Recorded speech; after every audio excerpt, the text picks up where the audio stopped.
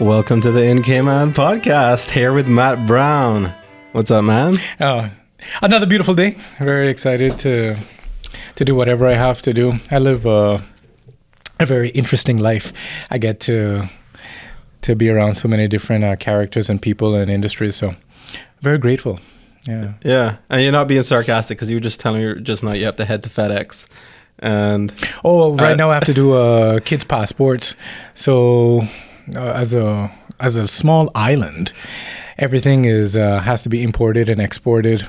This table, this microphone, these wires, this shirt, this cup, even the coffee in the cup, everything came in on a boat. Very true. And we pay for it. It's good coffee. We pay for it. And we wait for it. So wouldn't it be ideal if this is where the world, and when I say the world, I mean the Western world, the United States, that when you click the button on Amazon and hit next day delivery, then it shows up in a couple of hours. Right. But we're just not as fortunate. We have other things, but that's the hurdle that I wish we could. You know, when you're something happens to your car, wouldn't it be nice to be able to fix it tomorrow? Yeah. I mean, it would be nice to order something online and get it the next day. And we love shopping. Caymanians love us shopping, and that's probably what drives us to leave the island. Is this intense need to go into malls and big box stores? But if it was that convenient, I wonder if that would might decrease airline sales. Interesting. Yes, we are known for traveling to go shopping. But I mean, I think also, and this plays into it, is that people tend to complain about the retail options that we have, the clothes store options that we have. So, but I think the reason that is the case is because of the same thing we're talking about, where it has to get shipped here. Right, and that increases the cost. And people complain about the price, so they go to Miami and spend money. I mean, you don't realize what it costs until you go into business and see it for yourself. Right. It's very easy to compare online prices. But what is funny is that a lot of people think they're going to get options that are not available here because they want to stand out or be unique in a crowd. They go to the same stores. It's Dolphin Mall, Florida International Mall, Dadeland. They're going to the same stores off the same rack, Forever 21, and a bunch of Caymanians are going to pick up the same shirt. They all come back with the same clothes. Funny. But we prepay. Everything is like built in, the 22%. So as you as the business owner, you're taking the risk, whether it sells or not, you're prepaying this tax and hoping that it sells. But if you get stuck with like dead inventory, the government already got their money. Right, that's true. You Interesting. You're holding out to 20% more, than the actual cost of the product. Yeah. I a lot of people complain about the items and how expensive it is in Cayman, and I always try and sort of defend it, because like you said, you don't really know until you set up your own business and then you try and offer retail products and you realize you have to mark up your prices to the same level that everybody else is marking it up. So you have to survive in Cayman in Cayman's real estate market, which is you're going to put your business, you need ground floor if you're going to sell retail. Mm-hmm. Nobody coming to the second floor to go buy a shirt. That's true. You need to You must be crazy by climbing them stairs. You're crazy. I have to walk in, I have to get parking, and therefore the costs for that space is so high because the landlord knows that he could kick you out and put in a doctor's office or something that generates excellent money. So the retail owner has to pay that rent.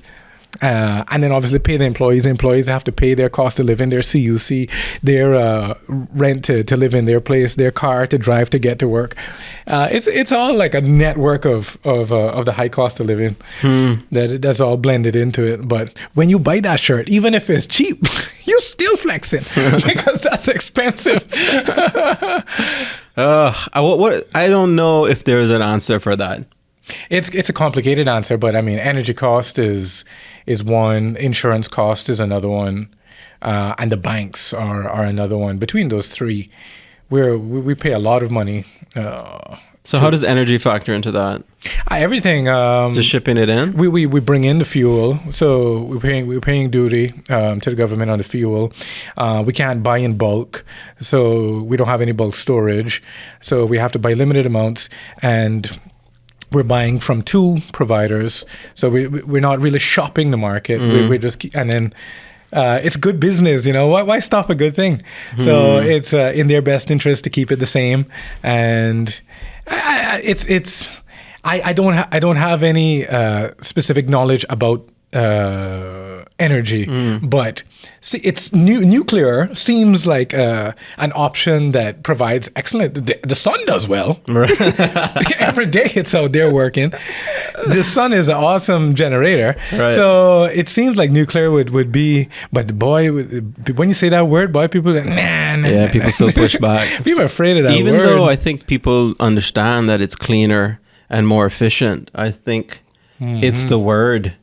People. We're so susceptible to marketing. Yeah. If they tell us these sad stories about and how dangerous it is. I mean, like I said, I don't have a degree. I don't know.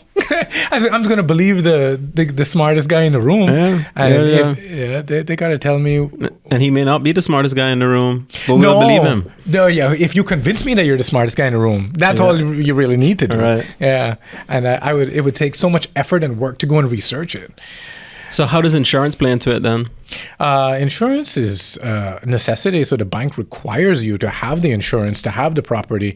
Otherwise, they get involved and they will say, "Hey, we'll buy the insurance ourselves and just put you to pay it." To pay it. So and the insurance company, they have to buy it, and then they from these reinsurance companies, and they say, "Oh, because you live in the Caribbean, then we have to charge you such a high premium." So it's mandatory that we have it, but I guess because we're limited to who we shop with, and there's only a few. Sorry, there's a couple of different options, but each option goes back to the same thing. They have to buy a building. They have to pay their board members. They have to pay their staff. Instead of us going into like a pool of millions of people, then maybe we could drop our insurance costs. But if it's only a couple of us, and then these how people heart attacks and diabetes and obesity. I mean, I'm fine. You look fine. We're all right. But we're paying for it. Everybody else to pay for health insurance. We're paying for for the aggregate of everybody. So it costs money. But I don't know. Maybe we should start like a healthy club insurance where you have to go to the gym and you have to get a clean bill of health. That's an idea. Yeah, and then we drop our cost. No. Well, the director of CICBD, I had her on here before, Althea. She always says that of all the industries that's ripe for innovation and change, she feels it's the insurance industry. She's very, very confident about that. Well, yeah, they say that there's some analogy that says where there's angry people outside with stones, that's the one that's going to change pretty quick. Yeah. Banking, insurance, those are the ones that people are energy. Those are the ones that people are angry about. Yeah. They have like some emotional, especially the banks, and that was the third one that you mentioned. Yeah, right. I mean, every day on social media, somebody's complaining about the banks. Banks this, bank that. This one better than that, and I mean, I feel like they're all the same. Well, we need the banks. People don't walk around with this. Most people don't have a big lump sum of cash, and everybody wants to make big purchases. So you have to go to the bank. So they're a necessity. But I think because they know this, then maybe there's a sense of comfort that they can. You could say that again. Kind of just a sense of I don't even need you. Yeah, and they don't like taking a risk. The customer service at the bank, I mean, it's like you're doing them a favor. Or the opposite way, they're doing you a favor. It's just to store your money. It's like they don't care. They just go to the back of the line. Sorry, you filled out that form. You didn't fill out the form. You stood in line and you waited till you got here, but you didn't actually fill out that form. So now you need to go back and fill out that form. And trust me, that's always. But you know that there are options. Even in the States, you could do stuff like Cash App and now in Cayman there's transfers. If you bank internally, I think it's fine. I can send money to you if we're going bank to bank. But just if you're banking with Butterfield and I'm with CNB, that's just not instantaneous. Yeah. And that's what we live in a society that's what we know it's possible. That's what frustrates us. That's what frustrates us. It's just us. that we know that there's inefficiency, and they're not addressing to our desired level of efficiency. No, they're not. It could be better. We know this. We know this, and I think that's... we pay for it, and you know this. That's the thing, though. You know you're paying for it. The fees, and they're making X amount off of your investments. They're risking it and making the... Why they don't put interest in your account no more? No, man. That's we're not sorry a thing. to inform you, but we're monitoring those rates. They got one big sign out there saying that they're monitoring it. Wow. Don't monitor it. Give me what you're making. And them fees, them compliance fees, and online fees, and duty fees, and all these little fees that come out. I'm just like, wow. No, they make an excellent return, and like I said, that's it. So innovation, I mean, it's coming. I mean, you're deep into crypto or to the blockchain than most, but that's an alternative that seems to be getting traction. I think it is getting traction, definitely. And I don't think they like it. I don't think the banks like it at all. Well, unless they adopt it, and then if they adopt it, then they would have to retrain staff, and the status quo. Will the status quo change? It will. They'll just be very slow about it. They'll be very slow about it. But at the end of the day, they're going to have to provide crypto services. I mean, that's just where the world is going. And the cat is out of the bag. Yeah, the proof of concept is obviously there. I remember doing training, like know your customer training, and the thought in the bank. No, this is for real estate. I work in real estate, and as a requirement to be a member of Sariba, you have to go to mandatory training, and a lot of that is due diligence on who you're working with. So the first suspicion to them is this is like 2017. It's like we don't like crypto. We don't. Right. This is a technology that is harboring terrorism. Yeah. Blah blah blah. So. And then 2018, a lot of the same story, but slowly you're just starting to see them adapt. Now we have to know your customer, and if you're doing a crypto transaction, then there's a form now that you can start to fill in. So yeah, it's just so slow. What's the point? I like radical change. If you know the solution, hey guys, let's get together. We could do this in a week, man. Why do we have to go this long, dragged out process? I'm with you, baby, but they're going to drag it out. And, I think there's the population as a whole are resistant to radical change. Yeah. There's only a few, there's a minority of people who really just are willing to just flip the script and be on the edge like that. Most of the people are we just chilling. We're just chilling, status quo. And I think that there's a good reason for that. But those of us on the edge who's trying to make the radical change, it kind of hurts. It kind of hurts. We always think it's coming sooner than it is. Yeah, early adoption is not good. We sometimes we chop down the bush, and then everybody else walks through the bush because you're the first one. You're like, oh yeah, it's just on the other side of this bush. Right. If we just walk through, but then you have to get the thorns and the sticks and the branches. That's true. And then everybody else gets the benefit of it. But it's fun to walk through bush though. Sometimes if you like it, if it's inquisitive and that's your personality. We Caymanians, that's what we do. Yeah, we're explorers. Look at us on this little island. The first people are our ancestors. They were risk takers. Walking from East End to Georgetown, you had to walk through bush. Yeah. I remember growing up in the summers, and there would just be some summer days when we'd be out with the neighborhood kids, and we'd just walk through the bush. Just some random bush in the back there, and then find some maiden plum or some June plums or whatever else was going on in the bush. All right. So at what age did you start to wander away from the house to? This is by yourself with maybe a group of other boys. What age is that? Maybe 9, 10. Yeah, I have an 8-year-old, right? Mm-hmm. What would scare me the most is if I can't find her. Right. I need to know that she's gone walking in the bush. That's terrifying. Because I think at 9, 10, at some level, you had a skill set that was, I don't know, it could be a mixture of dexterity and awareness, hand-to-eye coordination. Right. I don't know what it is, but Right. but I know that this was truth. That we were comfortable, and our parents were comfortable, just knowing that you were just out there, no phone. You were just like in the way away. Yeah. But there wasn't this sense of panic. It's true.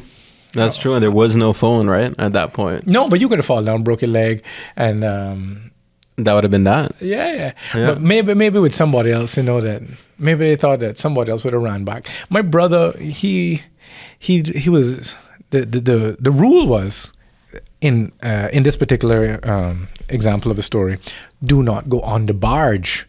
The barge was like a old ship. You know, these barges that Where this was? this is Tropical Gardens. So the barge is like a transporter of goods, and it's like a big flat boat, but it ran up on a reef or it ran up in a sandbar and just stayed there and rusted. And the person who he went to see, they have an aluminum boat. And my parents knew that was what they were, always up to, is getting on the boat, Right. And they won't go to the barge. So the rule was, I drop you at your cousin's house, but do not go out in the barge. So the first thing they do is get in the boat and then go on the barge. And he climbed up on the barge to fish. Uh-huh. So that's what they're trying. They know that fish hang around the barge, Right. So he got on the barge and stepped in a soft spot and fell right through. And then there's a big chunk of rust now that went into his foot. Right. So now he's bleeding in the water, and then there's like, I don't know, like tar or old just gunk in his cut, and then blood. Then they got barrels in the water. So they get him back onto this like aluminum boat, and he's bleeding out. And they finally get him back to the house. Yeah. And then the hell bushy rubbing salt down.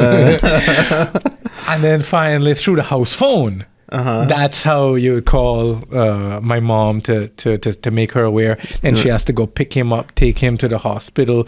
And while he getting it sewn up, he getting disciplined at the same time. But I told you don't go on that barge. yeah, but a month later, as soon as the cut heals, you're back. You're back, man. It was different parenting, but it was really good. We got a bit of it, but the next generation, I think, is missing a lot of these experiences. So you think the parenting has changed? I'm a different parent. My parents gave me more freedom. I don't know if I'm as comfortable as letting them roam. Like even going outside, I'm looking the traffic has increased so much. That's true too. That I'm a little more cautious. Right. But my kids can't ride a bicycle. It's like, What do you mean they can't they ride? can't ride a bicycle. Like they can't ride it yet? Oh, Yeah. Okay. Because you won't That's let scary. them? No, Or they try. They kind of give up. Right, I right. kind of give up. Like, yeah, That's fine. But you need to ride. You need to know how to ride a bicycle. This is like a basic 101 when you're like 5, 6. You get on a bike. I guess so. But I Yeah. mean, when the last time you've been on a bike? When I tried to help them ride, I grabbed theirs and just try to jump on it. It's but not something that we do as Caymanians really after we get a certain age. No, It's no. frowned upon as an adult.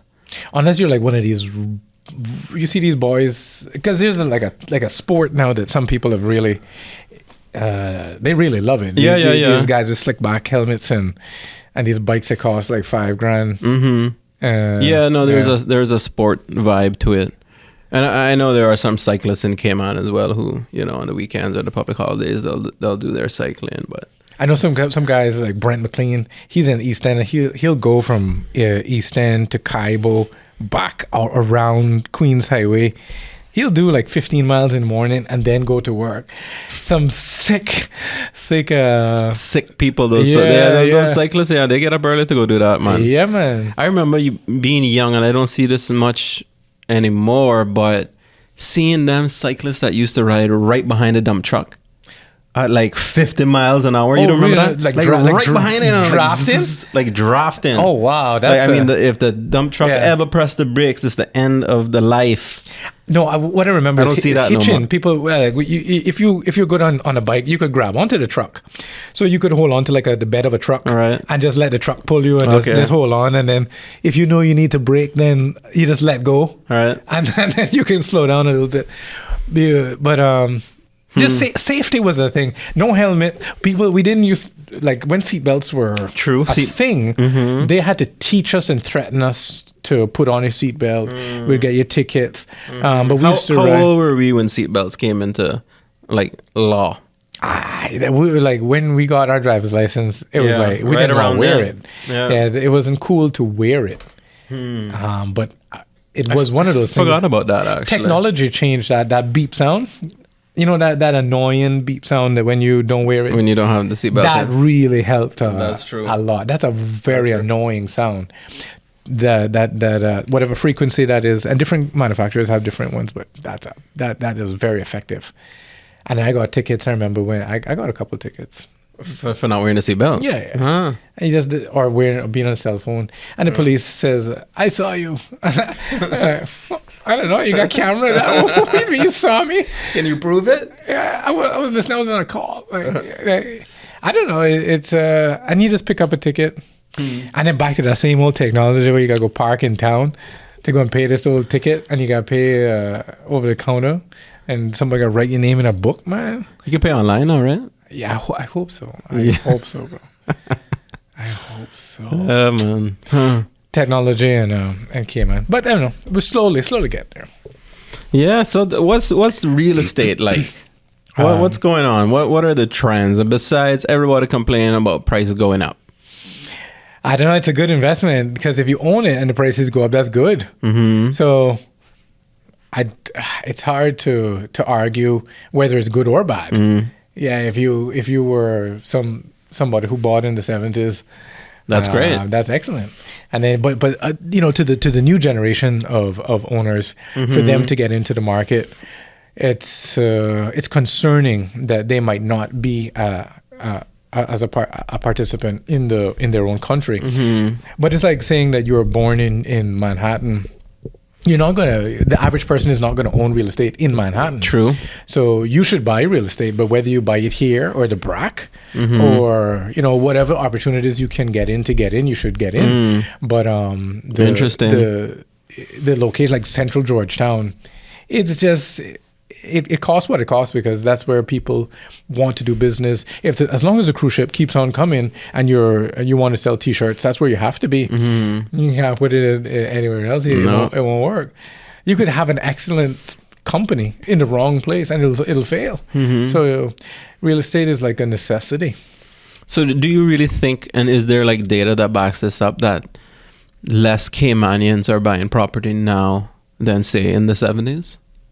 You'd have to check the economics and statistics, or you'd have to go to Lands and Survey to try to get like specific data. But since the 70s, we've been on a pretty steady trajectory going up. Back to the banks, I think everybody wants to buy it. I don't know anybody who wouldn't want land. True. And who wouldn't want a property. True. It's just that when they go to the bank and they say, hey, this is what I earn, the bank says, oh, I'm sorry, we're not willing to finance this. So it's the bank that is saying, but then the person says, but that's why I'm paying rent. Yeah, but no. Yeah. So it is the requirements that the bank says. And, if two people have to team up, you have to have two salaries on it. Therefore, you have to be in some union, maybe of marriage or something that you're willing to go into debt with this person. Right. To co-sign. Those are all other requirements that you have to do before you get to the bank. And then suppose it's an investment property and then you say, but listen, as soon as I buy it, I'm going to put a tenant in it and they're going to pay this amount. And then the bank will say, yeah, but we'll look at half of that. Yeah, we won't look if they're renting it for $2,000. We'll look at $1,000, and then it's a debt to income ratio, and then they put that into an Excel spreadsheet, and that gives them a percentage. And if you fall in that percentage, great. If you don't, then you're out. It's a very basic way of looking at it. There's, but that's there, and then those banks are owned by other banks. The Royal Bank of Canada. Canada, Scotiabank, Canada, Trinidad, Cayman National, Trinidad. So even the Cayman National Bank is a Trinidadian bank. I didn't know that. Subsidiary now of a Trinidadian bank. Okay. So the credit union is Cayman's. That's the money that's kind of staying here in Cayman. Your credit union? Yeah. And then we have the Cayman Islands Development Bank. Right, that's a whole other thing. Yeah, which is the best option, I think, if they were funded to provide loans at interest rates that were extremely competitive. That would allow the Caymanian to participate in the market. And so what does CIDB offer that the other banks don't offer? They just offer what? Greater loans, but at higher interest? Lower interest? Normally, they should offer a much lower interest rate. But at the moment, in what's today? May 5th? 3rd, in the year 2024. Right. I don't believe that they have a program that is available to fund. Do you work with anybody that's used CIDB? I have never worked with anybody that completed an application through CIB. I always wonder about that bank. They got 15 million the other day to do some loans.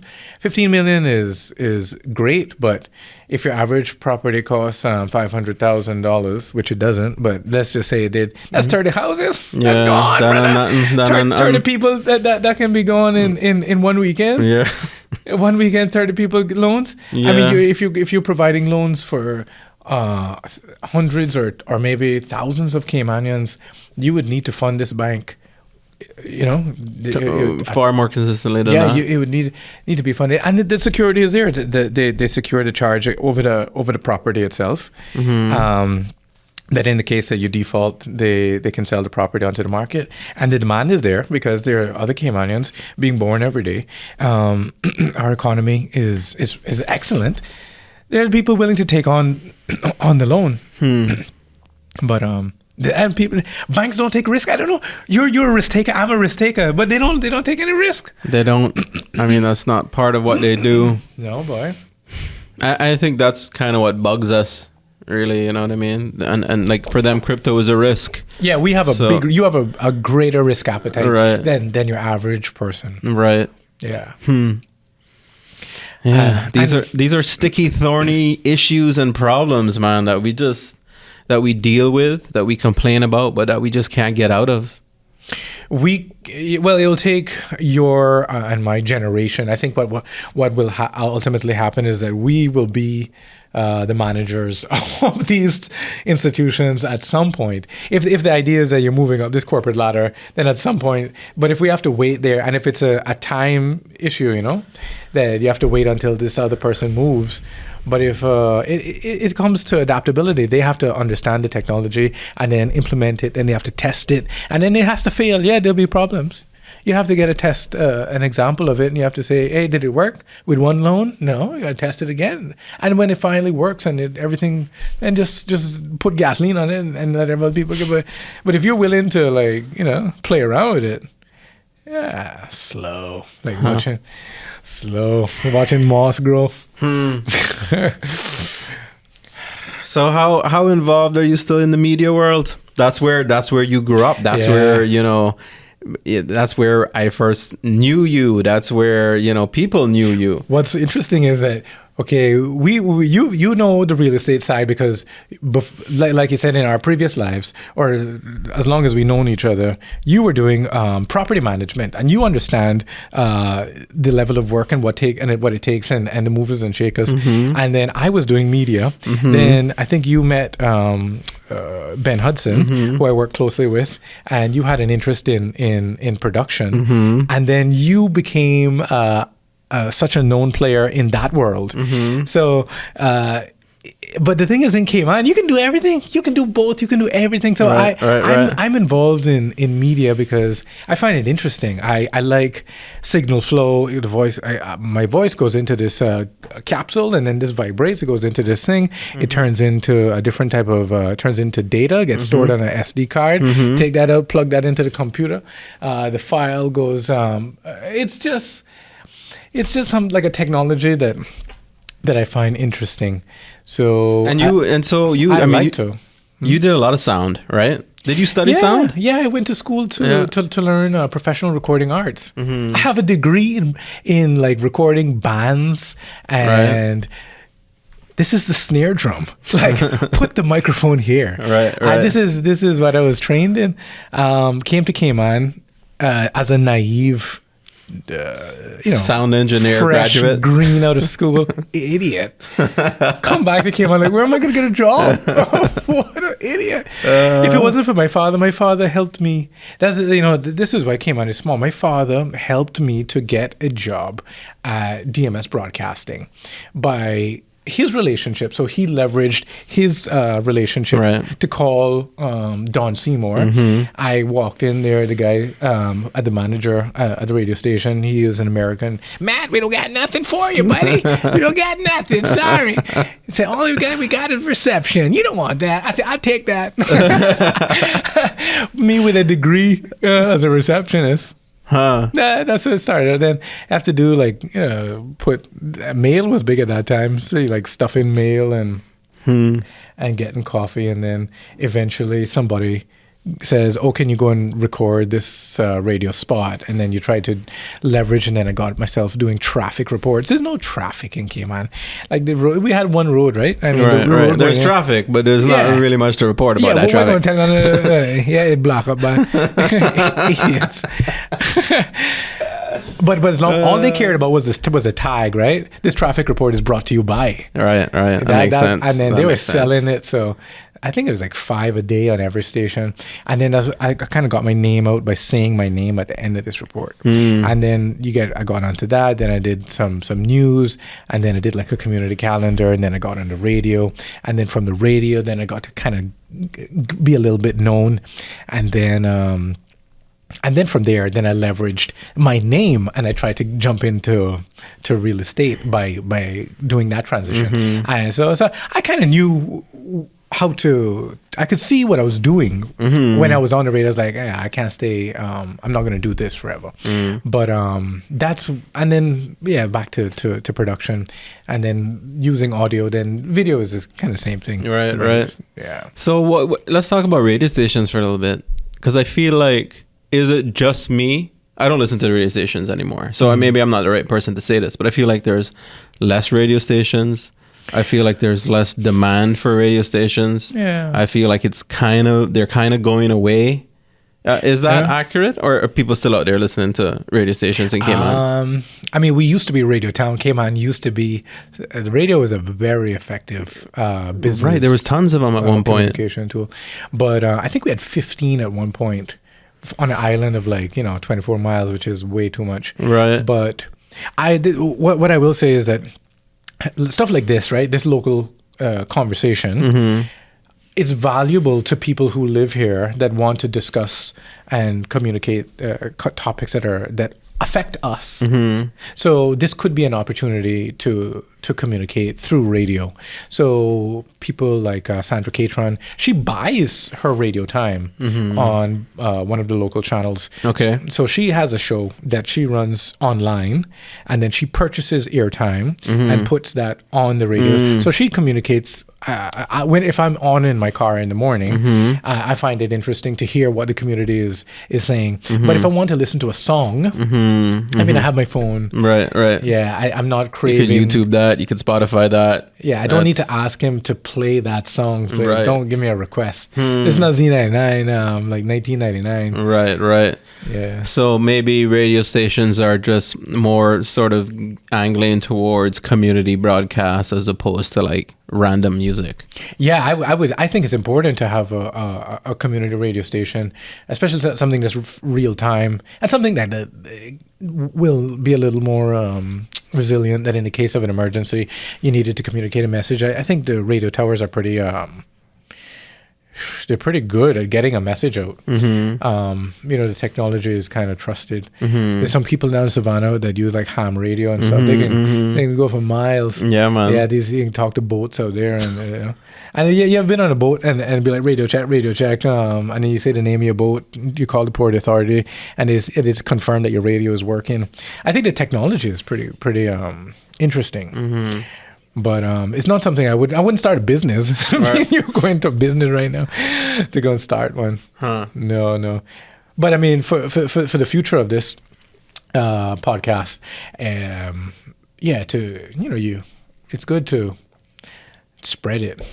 And I would think that they would be interested in getting In that filling sort of- time. But this is what we needed to do from the beginning. You and I were always like, "Oh, we're going to build a channel and stuff." Right. But yeah, That's true. Badir takes 10 to 12. Sandra will take 7 to 10. Badir takes 10 to 12. Somebody else. I remember Then those conversations. You can have one channel, Right. If everybody takes responsibility for it for their. But to do it 24/7. That's a lot. I mean, you really made an attempt and exhausted and tried to and succeeded in a sense that you actually did it. You really had a 24-hour channel that was putting on content through television, which was competing against CITN at the time. Yeah. But times have changed. I think people stream now, and I don't know. I think those. I don't know that we go back to that now. I feel like that was then. No, I'd say it's completely shifted. Yeah. And what you're doing now is the right thing. Then, in the case, I could be up 3 o'clock in the morning, I can't sleep. I might want to listen to something. That's the algorithm on Facebook is that I'll see your ad whenever I check in. Right. Yeah. If you advertise on a traditional format, you missed it. Yeah. Yeah, you missed that spot. It ran 3 hours ago. You didn't catch it. No, so I gotta. So how do you get into acting? Frankie Flowers. Okay. How? In what? Haven? Or before that? Haven was a bug. Because I feel like you guys were in theater before that, though. I've always, like when I was young, just being inquisitive and trying to get into things. But Frankie brought down for the first time a movie that had a decent cast: Bill Paxton, Zoe Saldana, Orlando Bloom, Anthony Mackie, and they were calling extras. I heard a rumor at the time that there was a scene at Welly's, which is a restaurant, that they needed extras. So my friend and I, Daniel, went to this scene at the night, pulled up there, went to this little table just like this, 2 people behind it, and say, "Hey, I want to be an extra." They say, "Oh, no, sorry, we're full. We don't need any more extras tonight." I say, "Okay, cool." But it was just a hang because, there's lights up, people are chatting. There's nothing to do in Cayman. Right. So we are just hanging around. Right. And then about like an hour later, this like woman with a bullhorn, she's like, "All actors on set, all extras on set." And then the Wellies had this little area, like a dining room area that they were storing the extras in. So they open up the door and then all of these extras file out, right? And then I joined the line. I snuck in to the back of the line and walked onto the set. But nobody's checking at this time that this is that you're who and who. So somebody grabs me and then puts me like, "Oh, you stand here." Yeah. And then in the scene, Orlando was standing, like I was standing here like on a wall or something, and they put Orlando like right here in front of me, and then the camera is like right there.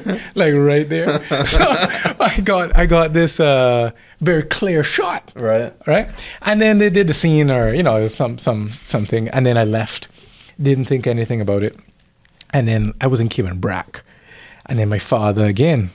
He calls me. He says, "Hey, Frankie is trying to reach you about an acting job, and you need to call him." And I say, "All right," but I didn't leave my number. I wasn't even a part of it, right? But that's what Cayman was like at that time. Right. So then I reached out to Frankie when I came back. I went up to East End. Never forget this man on the beach with an umbrella, trying to protect himself from the sun.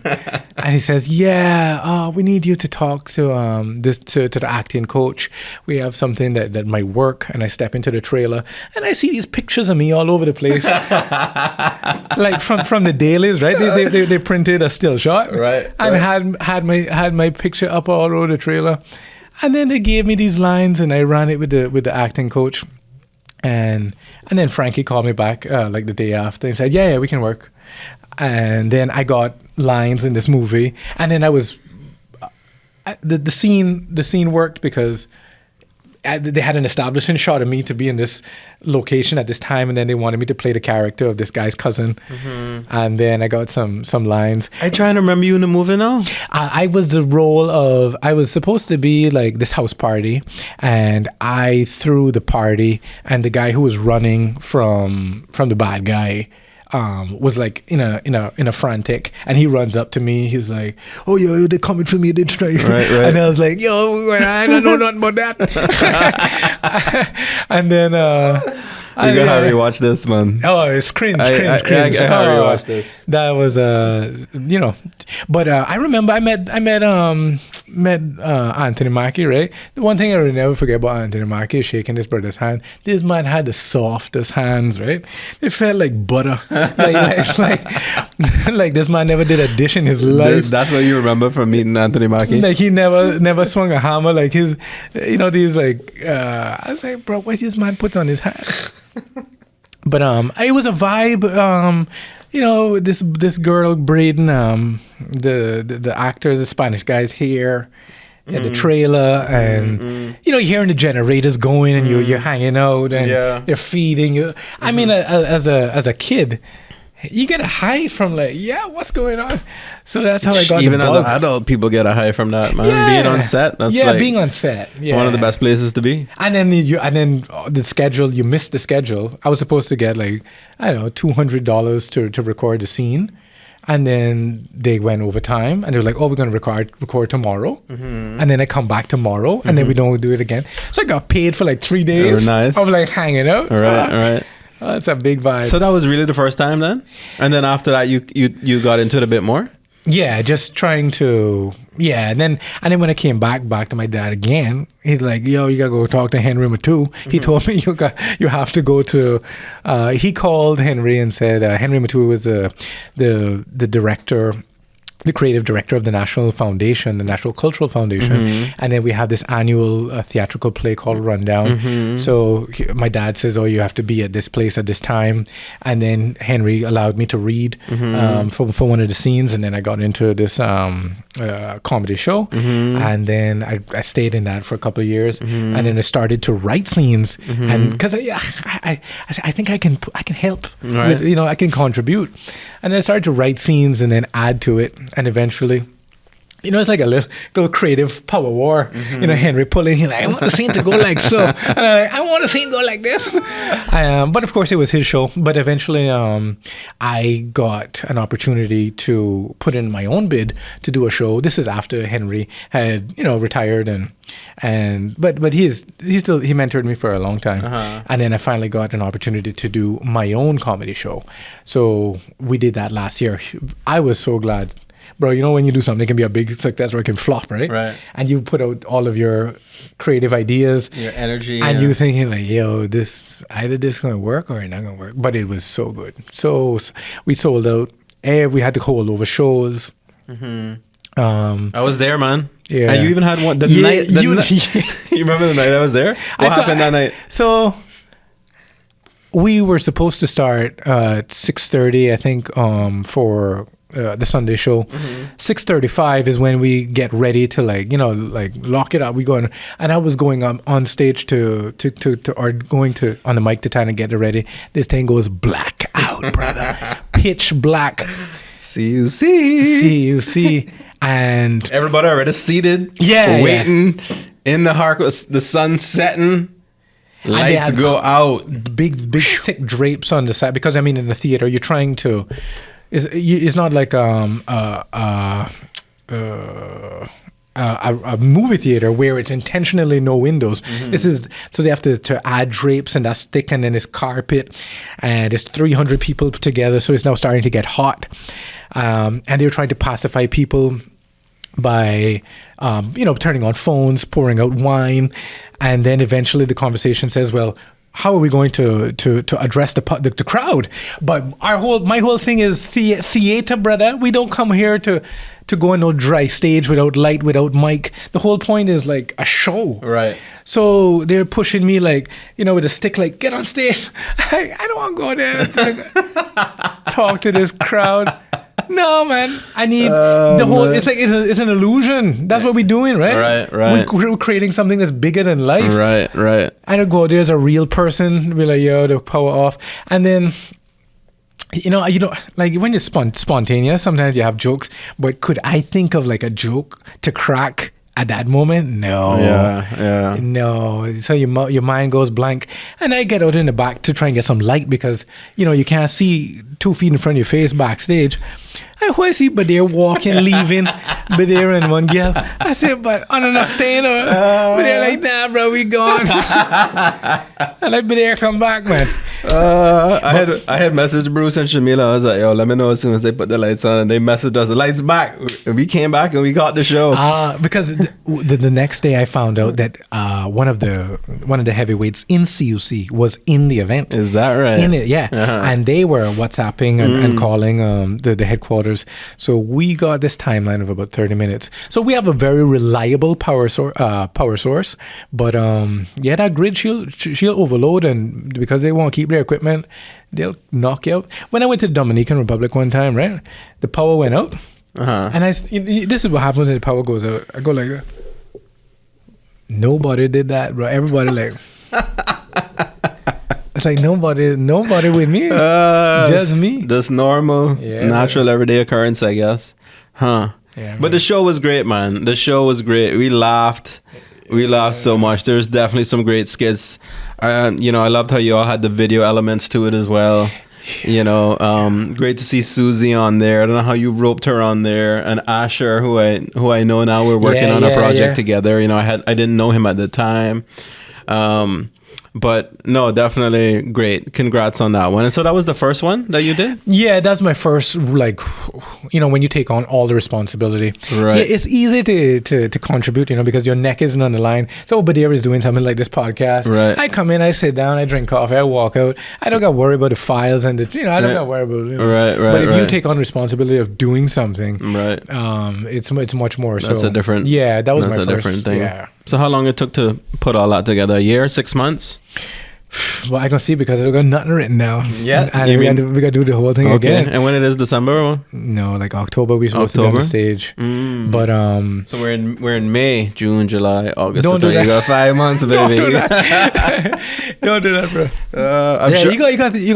You have to bring ideas that resonate with you as a Caymanian, and also somebody who just came in. Last year we had tourists coming in. We had had people that were somewhat. Luigi brought one guy from Star Wars, some big actor, John Boyega. Yeah, he brought him. And so he's cracking up, and he doesn't know about these local characters. Right. So the show has to translate to everybody at the same time. Right. So that's the perspective that I'm trying to at least maintain. If I could pull it off the same thing as last year, even worse, just made it a little bit worse, but I'd still take that. Yeah. Nah, man, it was a great job. Yeah. What's it called again? Wha Happening. Wha Happening. Yeah, Wha Happening. Wha Happening, people. Check it out this October. Thank you. Yeah, man, it was good, and a lot of people were talking about it. Yeah, definitely. So congrats on that. I know how much work that takes. I mean, I haven't done that, but just I have an idea of what it takes to put that together, and the pressure and you've done all of this. It's you've done more work than your style. The way that I think you approach it is very systematic, very planned. You take your time to really map out how you want it to go. I think I might be a little more sporadic, and there are issues spontaneous with it that I have that maybe you don't have. But in terms of how you get it done, this is exactly when you go to you go to LA and see people's styles of how they get tasks done. Yeah, because I see some of your stuff, but there is so organized. Like this date, this time, this location, this is what happened. These are the dailies. These are the outtakes. These are the but a lot of people would be surprised because I'm also not organized in some weird way. Okay. But definitely I am organized in some way as well. That's how I see you. I mean, no, that is. You But know you know your what? own. There's this writer I would follow on YouTube, and he would always say that, just like how you said it, that those are the two types of artists. They're the logical, rational framework, act one, act two, plot here, plot device here, etc., etc. This is how the story goes. And then there's the other one who's like, screw all that. I'm going on instinct and spontaneity and And he would always say that the best work is a marriage of the both. I agree. That's it. Yeah. But it's hard. For me, as someone who's this is the framework, I studied it. This is a plot story. These are the 3-act structures, et cetera, et cetera. It's so hard to let go of that. And I've met people. The rules. I've met people who are just raw, and they don't want to hear about 3 acts, and they don't want to hear about the plot devices, and so it's just so hard to get 2 in 1. No, but when you see it, you can't stop seeing it. When you go to a movie and you leave and be like, oh, that was a bad movie. When you really analyze it, you go, oh, it's because they didn't put up the setup or the reaction or in the right place. Right, so you if you know, you can write organically, but you will fail if you really write, just keep on writing and just hope that you better go back and check that you got some real like points at the right place. Right. You got this long, well drawn out introduction and your conclusion is here. It's not gonna work. Yeah. People with the comedy and horror, I think are the ones that you can probably get away with by being low budget. But at some point, you need credibility of actors. Like if you don't have somebody that's attached to the script, that ain't going nowhere. Yeah, that's very true. In Hollywood, I mean, there's some like some things that got luck, like City of God. These like Sundance movies. Yeah, those odd ones happen every now and then. Yeah, but for the most part, no, Brett. It's the star. You need when you go looking for movies. Remember when we used to go to the tape club? Yeah. Well, you're basing your choice on that picture. On the picture in the of front. The poster. You're looking who in this? Yeah. Denzel. All right, maybe. Who in this? Tom Cruise, maybe. And then you say, all right, I'm gonna rent one movie. So you will have to have there's a recipe on how to make something successful. Yeah. It's not all hoping and praying. Yeah, man, that's the tough thing about independent filmmaking, man. Documentaries, you like horror, comedy, documentaries.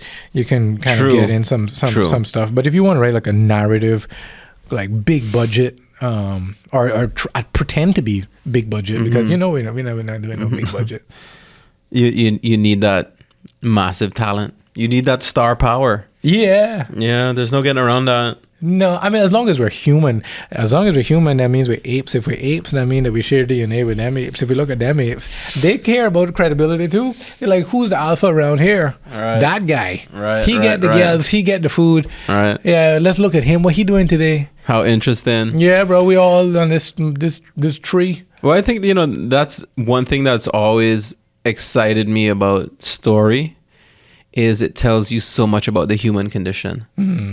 And I find that you have to be a psychologist to write a story.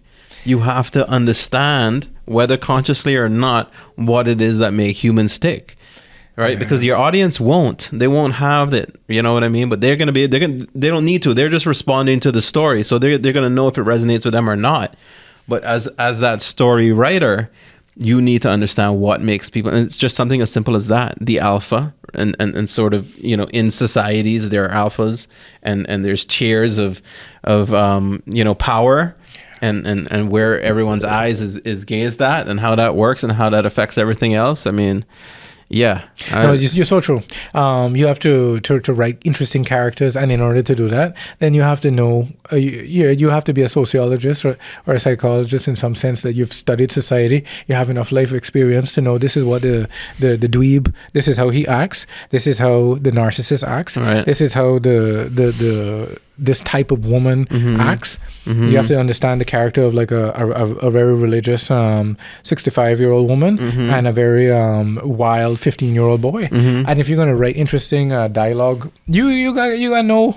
You gotta live some life. Yeah. To go and write about these people. It's true, because like so much of the bad dialogue is the dialogue that just fits in anybody's mouth. Yeah, like any character could be saying that, when it's in reality, it's you know, a specific character always says a specific thing, but it's hard to put those words into those specific characters' mouth. You know what I mean? I am with you. I don't blame the public. They either like it or they don't like it. They don't ask why. You're it's right. like when you go to get ice cream, people take this type of ice cream. Do you want to try something new? Like, okay, here's a cinnamon butter pecan pistachio mix. The first taste that they like it, they go either yay or nay, or they go good. But they're not going to tell you, oh, you should take a little less cinnamon and you should put more nutmeg and less vanilla. No.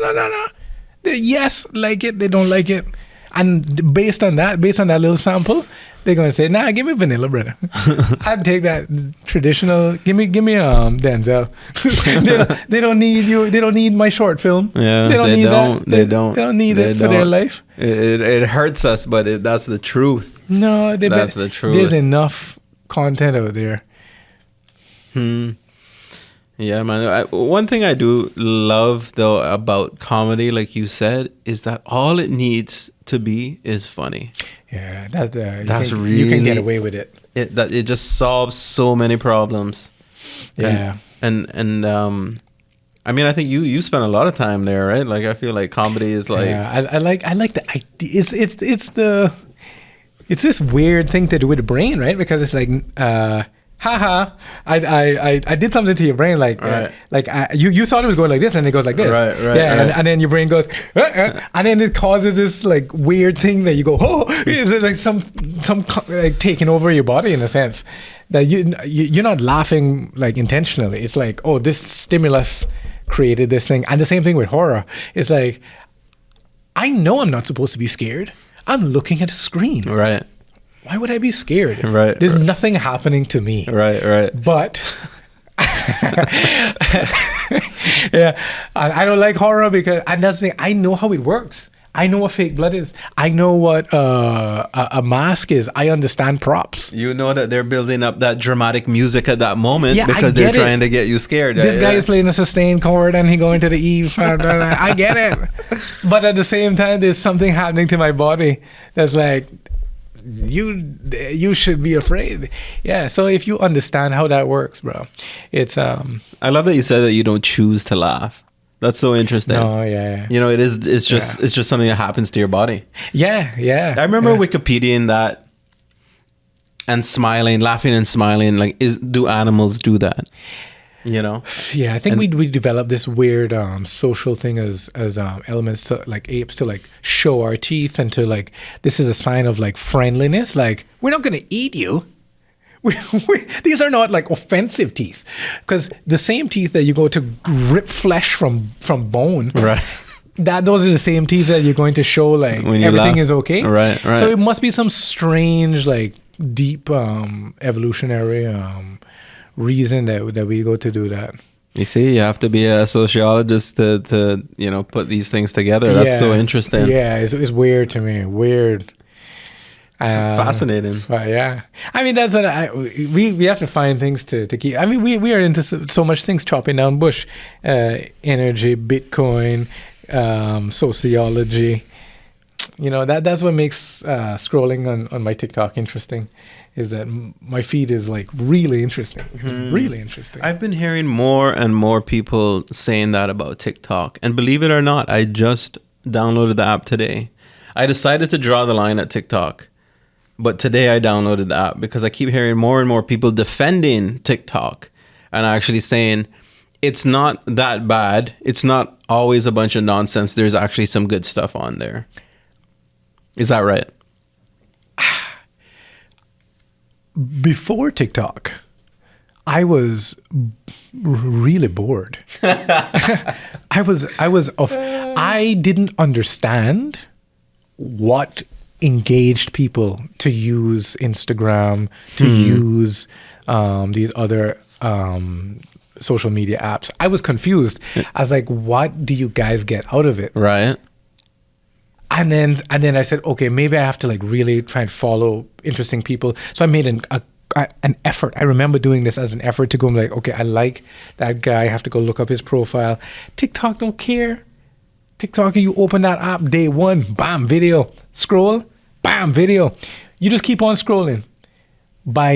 In a week, in a couple of days, this app understands more about you than you think that it should, and it starts to really feed your curiosity and you know topics that you like. If it shows a baseball video and you swipe away from it the first time, they're going, no, don't show this brother on baseball.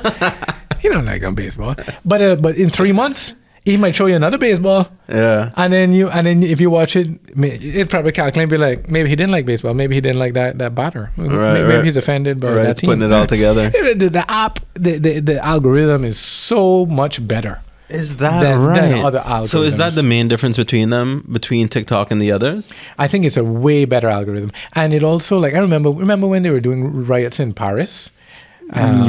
Several times. The most recent one? There was one point like a couple of months ago, and I would go into Instagram and type in like Paris or something, and it's like beautiful pictures of the Eiffel Tower, and I go to TikTok and write Paris, and you see like flames and people throwing bombs and so you can search on TikTok for like topics and stuff. Yeah. Okay. But it's not curated to like protect your like a view of the world, whereas like if you live in the United States and Instagram is owned by a company that has like the FBI on their front door. Yeah, we want to curate your feed, right? Versus like TikTok is a much more transparent. I think more real. Like if you might see things on it that are telling the opposite narrative of what mainstream media is telling you. If you watch Fox News and CNN or one and don't watch the other, then you're going to be heavily biased into believing what that narrative says. But if you hear like you get Palestinians on your TikTok saying, "This is what's happening," then you'll be like, "What are people talking about?" Yeah, you get more balanced information. Wow, I can't believe I've been missing out on this whole time. Today you did it, or you did it? You downloaded it? I downloaded it. Yeah. I did a couple scrolls, I guess, but yeah, you don't need to do anything. You don't need to put up a profile. You don't need to add no friends. You don't need to be anybody. You don't need to post. So is this why the US is all up in arms about TikTok, or? Yeah. Because there's just information that they don't want getting out there? Yeah. Because right now I think it's the whole they're stealing your data and we want to protect you. That's their narrative. Yeah. Right. I mean, I don't like it. Like again, I'm naive enough to not be aware of what actually. Like, yes, I mean, are the phones listening to you? I mean, I don't know. I think so. Yeah. I brought up then the story about baseball because it was fresh in my mind because I don't really watch baseball. And yesterday, I had a conversation at Customs with a guy who was talking to me about baseball. And then I talked to him and I said, yeah, my son's in T-ball or something like that. And, he talked about the Braves and stuff. And then 20 minutes later, I went on TikTok and then a baseball video came out. So I am fair to criticize it that it might be listening. It's listening. Yeah. Yeah. But you don't really think that's what the US is trying to... Nah, I don't think so. They're not really worried about that. No, sir. They're worried about just other narratives being pushed out there. You watch the Congress, what's it called? When they interviewed the owner for ByteDance or something. He's the one that owns TikTok. They were grilling him, but grilling him with these like ignorant questions and kind of like scaremongering techniques. That were, I didn't watch that, but I did see his response saying, we're not going to bow down, we're going to keep going. But I didn't see when they were grilling him. He was trying his best to. He did a very good job. They were just asking boneheaded questions. Yeah, like is it looking at your pupils to see if they dilate? Therefore, it sees that you're like hooked on the app. Then it's gonna like send you another one. Questions that are like it has access to your camera when you're looking at it. Strange ideas to me. Interesting. So I can put this podcast on TikTok or like little bits of it? Yeah. Okay. Yeah. That's it. You cut it up and then throw it out there. I'm looking forward to TikTok now. Yeah. It's been years since people have been talking about TikTok. I guess it's about time I get on there. I used to push everybody. I remember I was on Facebook early trying to get people on Facebook, getting people on MySpace. I was one of the first on Instagram. I was all up in Snapchat. And then I just got disgusted with it at some point. And then when TikTok came around, I'm like, no, I'm going to sit this one out.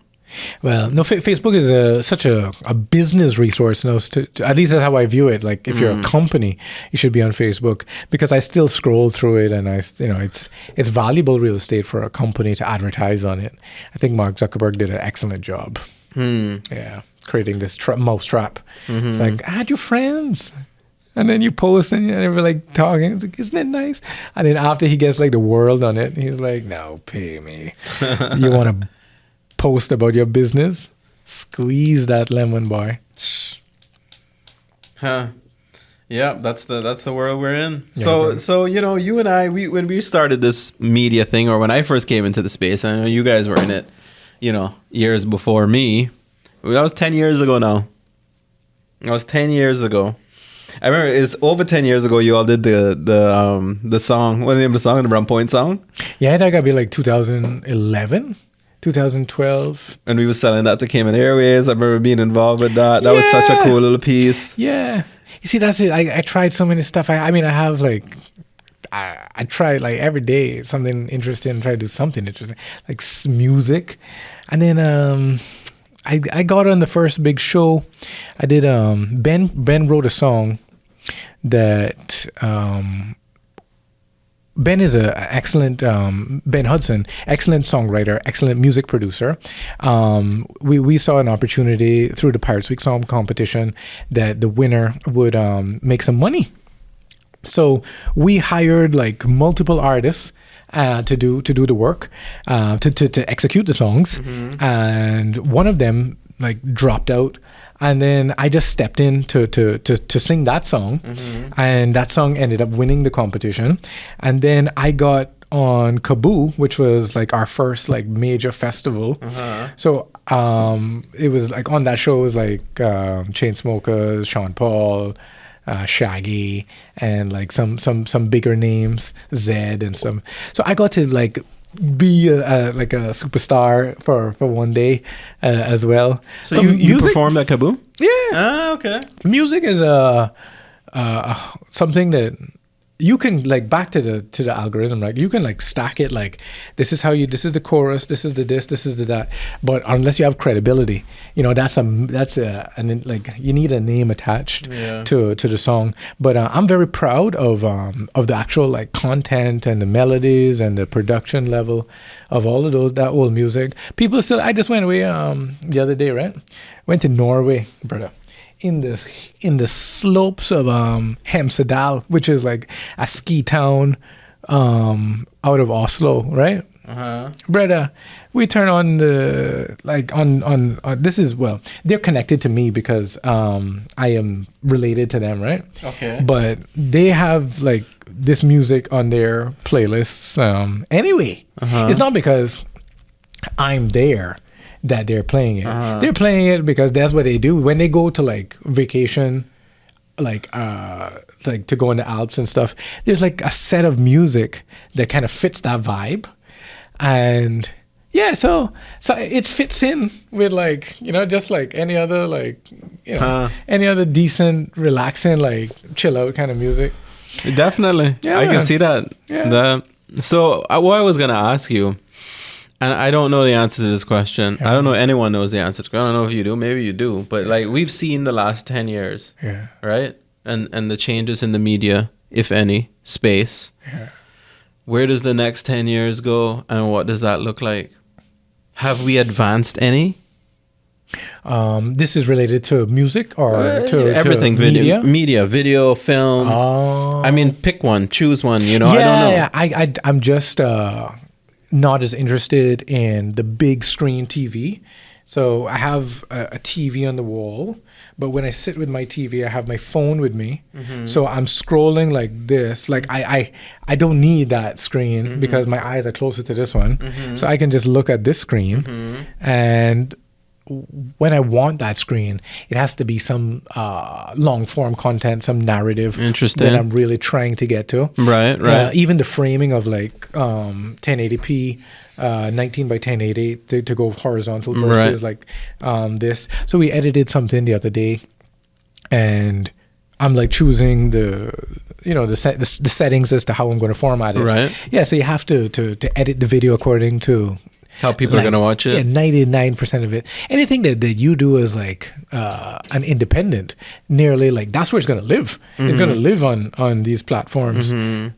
Somebody, I mean, if it goes on YouTube and if it's long form, then maybe. But like even this podcast, if we're going to put this podcast on TikTok, this is 1080p, so that can't work on TikTok. I'll need to make it horizontal, right? Yeah, just crop us and then either like cut like back and forth. What's the ratio called on phones? I think it's 16:9. It's the opposite of 16:9. That sounds yeah, about right. Yeah, maybe. but flip the other way. Yeah, or something like that. Yeah. But yeah. So and I'm addicted to it. I see what you're getting at, though.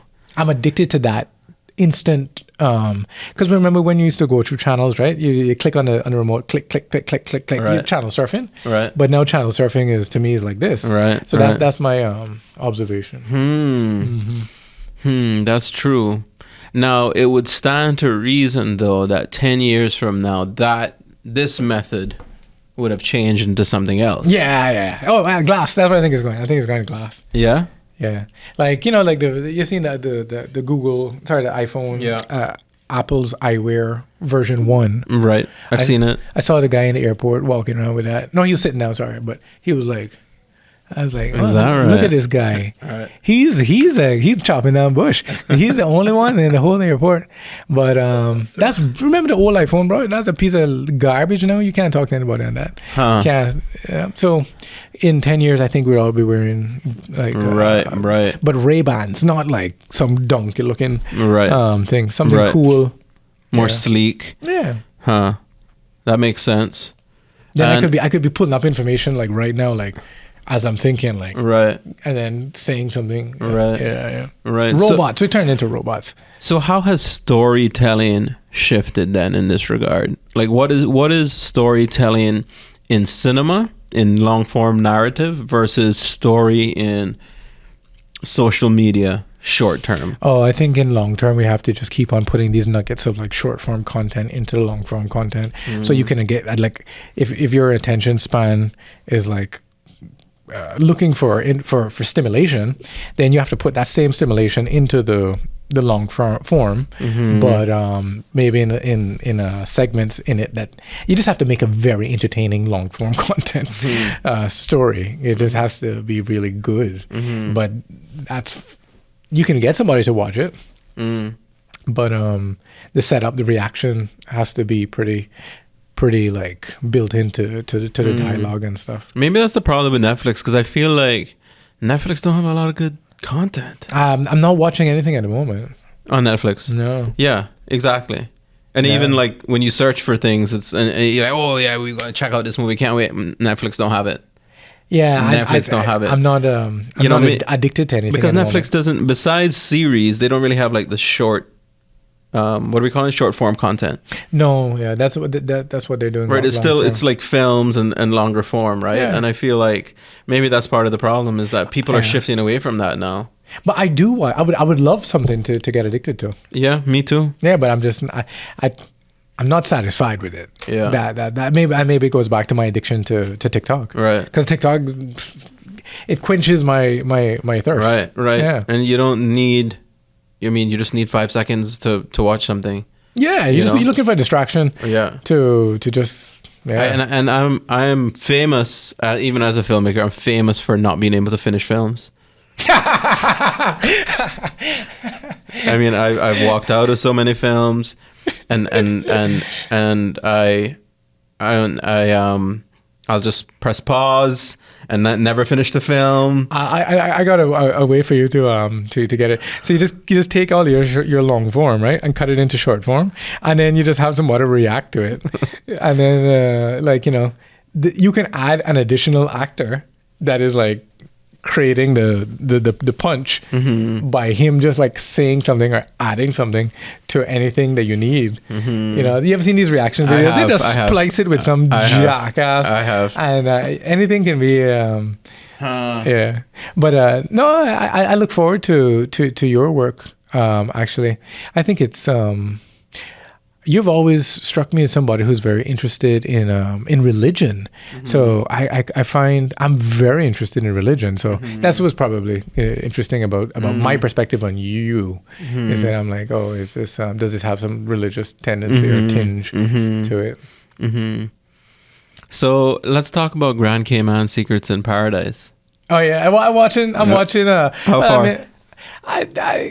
I'm interested in it because I like the production, and then I like to know who these characters are because I see these people. I saw Dylan and Kirk the other day buying a pillow, and Dylan buying. It's like, oh, it's that guy from the show.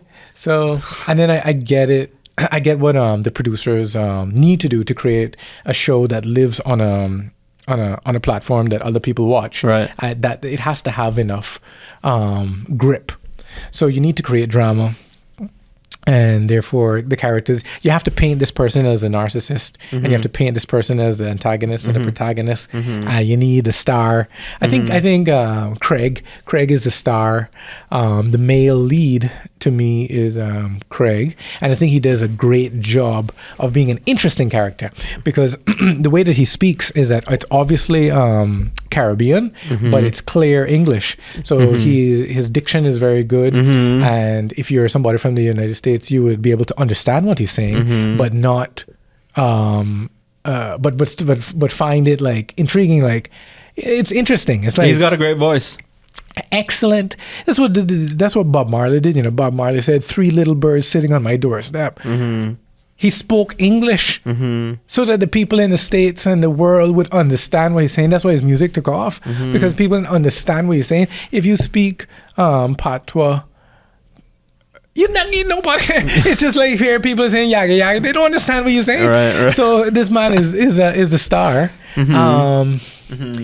I like Tyson because Tyson is given an authentic Caymanian character, and he doesn't seem to be overacting. Right. He seems to be like very like.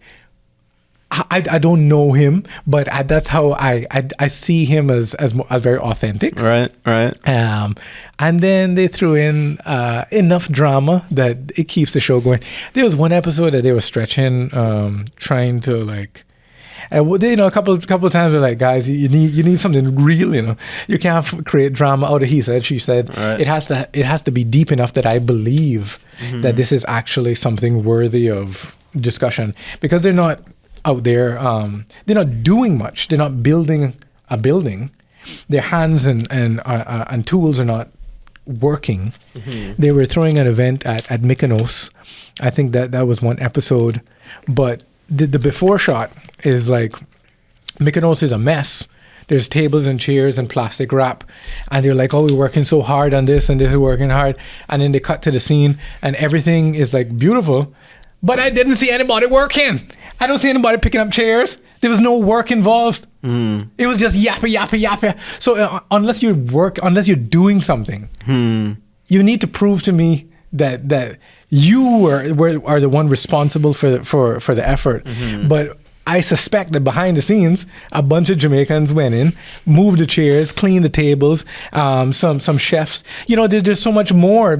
Where is the stress of the chef? He's the one that's seasoning the meat and putting out the stuff, and where's the lady that's cleaning the silverware? But if the drama is like, oh, we need to get it done, I don't see anybody doing it. I don't believe that it's you that's doing it. Right.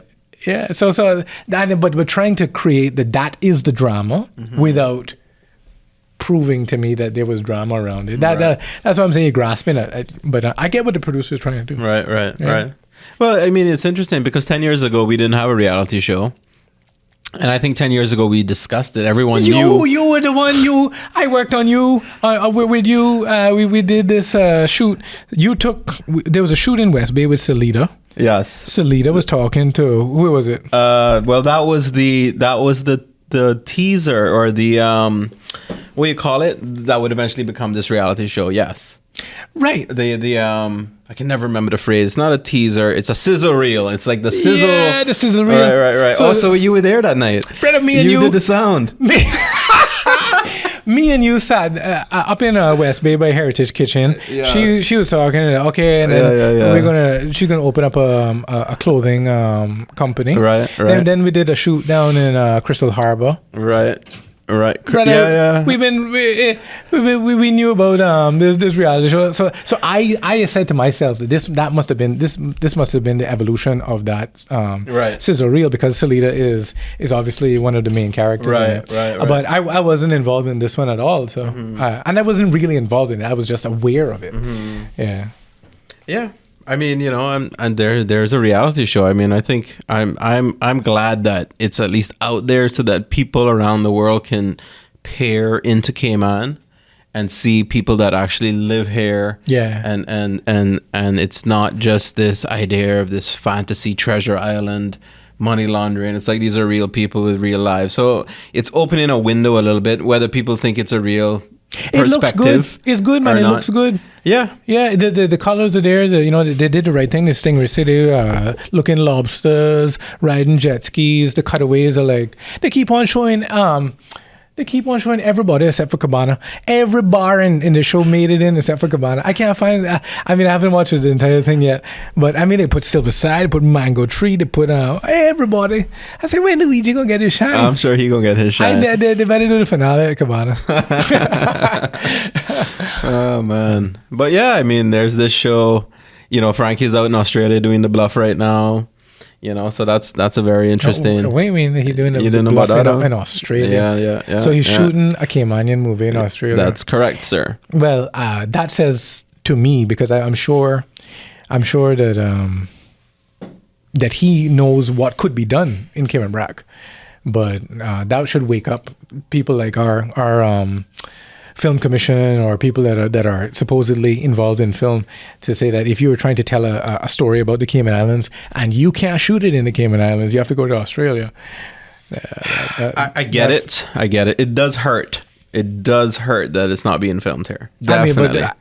But Frankie is a Caymanian. He knows what is available, and he knows what it would cost to shoot in Cayman Brac. Right. If we have to go to Star Island every day and buy 100 lunches, right, for the cast and crew. Exactly. First of all, you can't get 100 lunches. You can't. So because they only got two stoves, two electric stoves around the back. All right.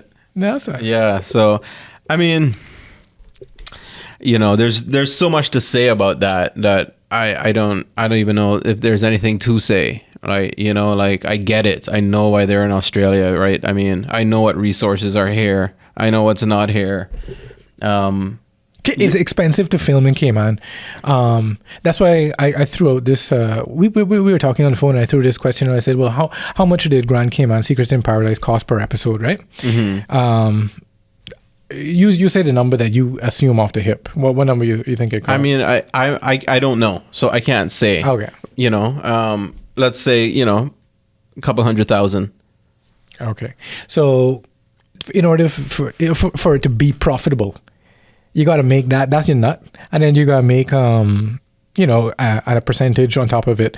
I assume 25% would be some money, mm-hmm. But your Hulu is doing it. They know the numbers. They will run it and say, all right, is this worth it? It could be a successful show based on the numbers, but based on what it costs to produce, because you could produce that same show in Puerto Rico, in Jamaica, if what you were looking for is jet skis and sand. Mm-hmm. I mean, and he said, she said, we can do that.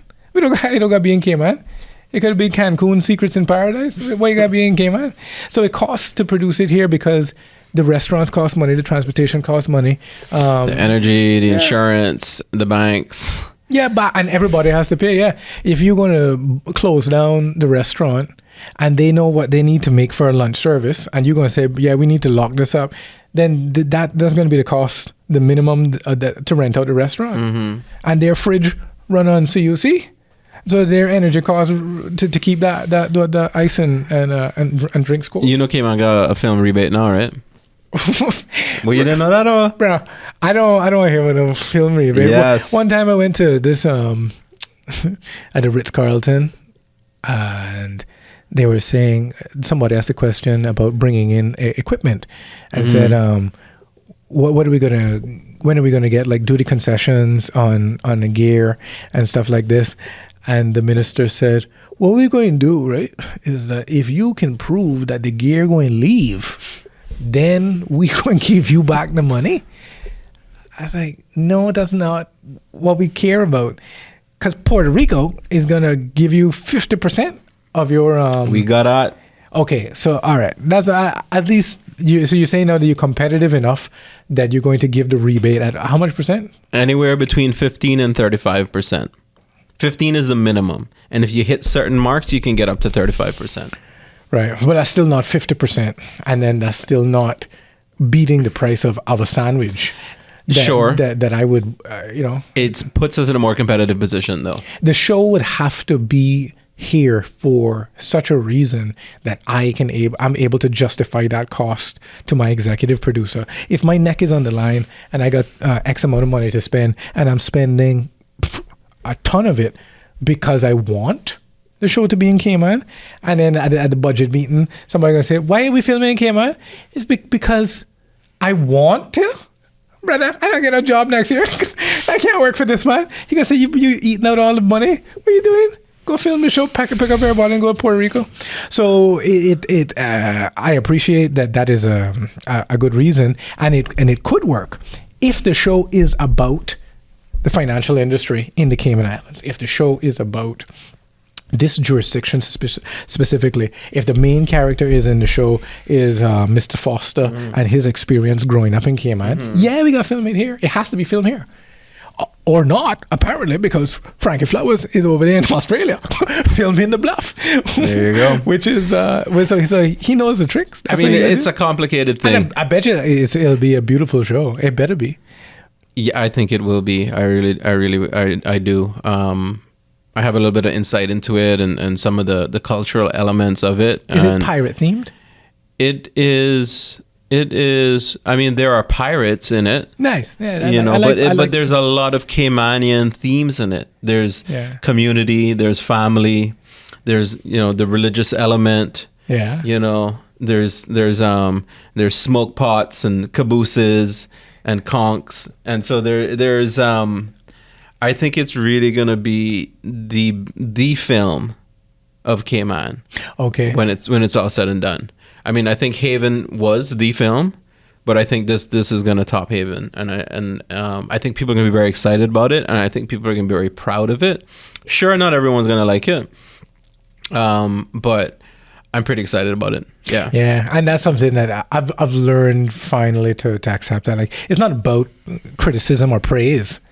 You can't be pushed around by, boy, but I like what you're doing, and then the next day I say, boy, but I don't like what you, and then you care. No, so whatever happens to it, may the critics say what they want to say, but it's good to know that Caymanian stories, at least Frankie is a Caymanian and he's a storyteller, so he's representing us as I feel he's representing us as creatives, and yeah, he's now established himself in the industry. I think he did the Bob Marley movie was a success. Yeah. Oh, really? Very interesting from a religious perspective. Lots of ties into nearly preaching Rastafarianism, and then turning Bob, as a man into like more of like, his legacy now is like entrapped in a movie, whereas like you might look at Christ's life and say, oh, it's entrapped in a book. So they didn't make movies at the time, so they write stories about you. And in Bob now, imagine if somebody is going to go and study the movie and be like, Bob said in 59 minutes and 3 seconds, this is what he said. Right. And then go and like convince themselves that this is actually what he said. But yeah, it's powerful storytelling about this the main character. It's really interesting movie. Yeah, man, I definitely enjoyed it. I thought it was well written. There's so much to Bob's life, right, that you can and cannot put in, and there's only a limited amount of time. But I think with the time that they work with, by the way, under 2 hours, which I love. Yeah, you because gotta you don't get know in, I get walking out of movies, right? Like if it's 3 hours, like I mean, you gotta be good. You have to be really good to keep me in there. No, I agree. I with love back in the day when the movies were hour and a half. And I think the Bob Marley movie was only a little bit over an hour and a half, which is really great. But I think with the time, they just hit all the points. Boom, boom, boom. Never bored. Great soundtrack. That helps. But still, I mean, besides that, I mean, I really liked it. Really, really liked it. You want people saying more, please? May I have samosa? Yeah. That's what you want. Yeah. And I think Bluff will be under 2 hours too. A story about a bluff. It's not about the Bluff. But yeah, it's yeah. Where to go from there? I mean, I feel like no, I gotta go to FedEx. You need to go then. I gotta go You don't got time to waste, bro. This is Friday. What are you doing? I gotta go. What FedEx. are you doing on this podcast? I gotta go FedEx right now. No joke. Let's end this podcast. It was great. Obviously, I would love to have you on again. Yeah, but this is fun. Yeah, I appreciate this. Yeah, Thanks. I mean, you're a radio man, you know. So I know you know how to do this and talk the talk. So, good luck on the show coming up again in October. Yeah, thanks. Come on this might come on the last night of the held over show. This thing is like you could buy tickets from early bird tickets, early weekend tickets. This man waits until the show is sold out, then as a holdover show, and then the man leave during the holdover show, and then come back. This man like one of the best critics in Cayman. True. I'll see you there on the last night. I'll see you there. Yeah. I'll try and buy my tickets in advance before the last night. Thanks. Yeah, man. But thanks for being on the podcast, man. And take care. Thanks.